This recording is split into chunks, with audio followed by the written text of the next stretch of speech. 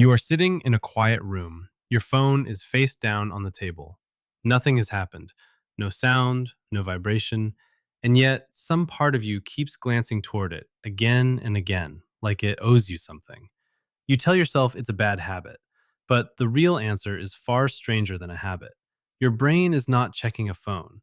Your brain is scanning the grass for something that might eat you. For most of human history, that instinct kept your ancestors alive. Today, it just keeps you refreshing an empty feed. To understand why, you have to go back further than smartphones, further than cities, further than agriculture. You have to go back to a small, exposed creature standing upright on the African savanna, roughly 2 million years ago, with no claws, no fangs, no armored hide, and no real way to defend itself against the predators sharing its territory. That creature survived for one reason: it paid attention, constantly, compulsively, to everything. Neuroscientists call this a vigilance system, and it runs on a simple rule: uncertainty is dangerous. A rustle in the grass might be wind, it might also be a leopard. The cost of ignoring the leopard is death. The cost of checking the wind is a few wasted seconds.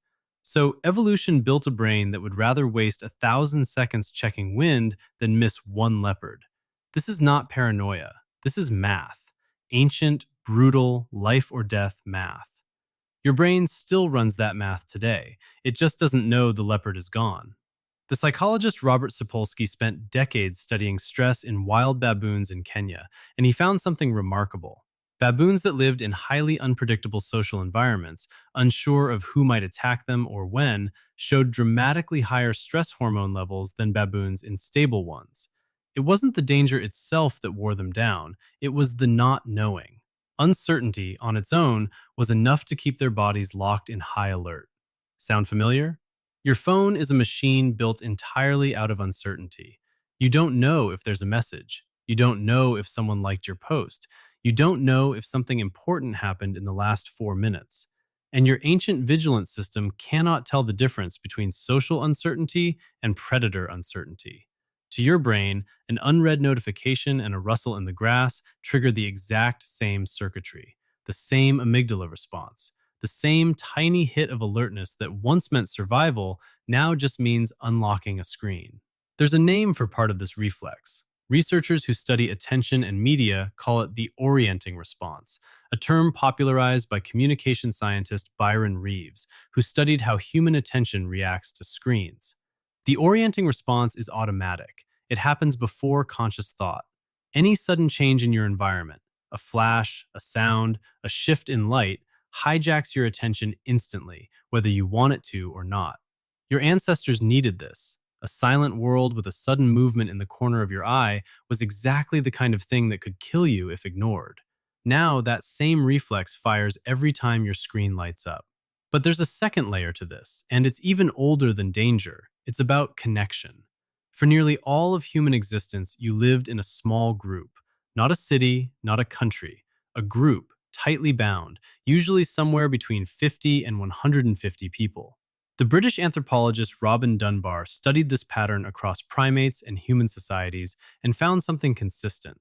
There seems to be a cognitive limit to how many close relationships a human brain can meaningfully track at once, hovering right around that number. In a group that size, everyone's standing mattered. Being liked meant being fed, protected, and included. Being excluded, even briefly, could mean being left behind when the group moved on. And being left behind on the open savanna was often fatal. So your brain evolved another form of vigilance, not just watching for predators, watching for your place in the group. Where do I stand right now? Am I still accepted? Did I do something wrong? This kind of social monitoring wasn't optional back then. It was survival, just as literal as watching for teeth in the grass.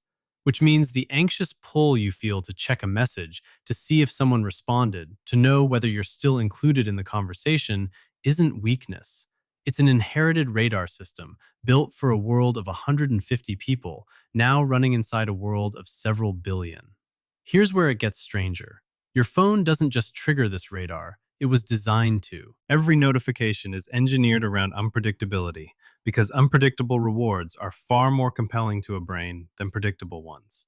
This isn't guesswork. It echoes decades of psychological research into what's known as variable reward schedules, first studied systematically in the mid 20th century by behavioral psychologist B.F. Skinner, who found that animals, and later humans, respond most compulsively not to rewards that always arrive, but to rewards that arrive sometimes, unpredictably. A slot machine works this way. So does a notification badge. You don't know if this check will bring something good. That uncertainty is exactly what keeps your thumb moving. Your ancient brain sees uncertainty and assumes it needs to resolve it immediately, the same way it once needed to resolve whether that shape in the grass was a rock or a lion. So think about what's actually happening the next time you feel that pull toward your phone. It isn't boredom exactly. It isn't even really about the phone. It's two ancient systems firing at once. One evolved to scan for physical danger, now misfiring at a black rectangle. The other evolved to monitor your place in a small tribe, now misfiring across a feed of people you may have never even met in person. Neither system knows it's being fooled. Neither system has updated. Why would they? Evolution doesn't move at the speed of technology. It moves across thousands of generations, not 2 decades of smartphones. Your brain is running software built for the savannah, on hardware surrounded by fiber optic cables. This is why willpower alone rarely works. You're not fighting laziness. You're fighting two of the oldest survival systems your species ever built, both firing at once, both convinced, in their ancient and literal way, that something out there might matter to your survival. And maybe that's the part worth sitting with. Not shame about how often you check, not frustration at your own distraction, just a strange kind of respect for how well this system once worked, and how confused it is now, still standing guard over a savanna that hasn't existed for 2 million years. Because somewhere inside you, a small, upright creature is still scanning the grass. It doesn't know the leopards are gone. It doesn't know the tribe is now a screen. It only knows one thing, the same thing it has always known. Something might be out there. Better check.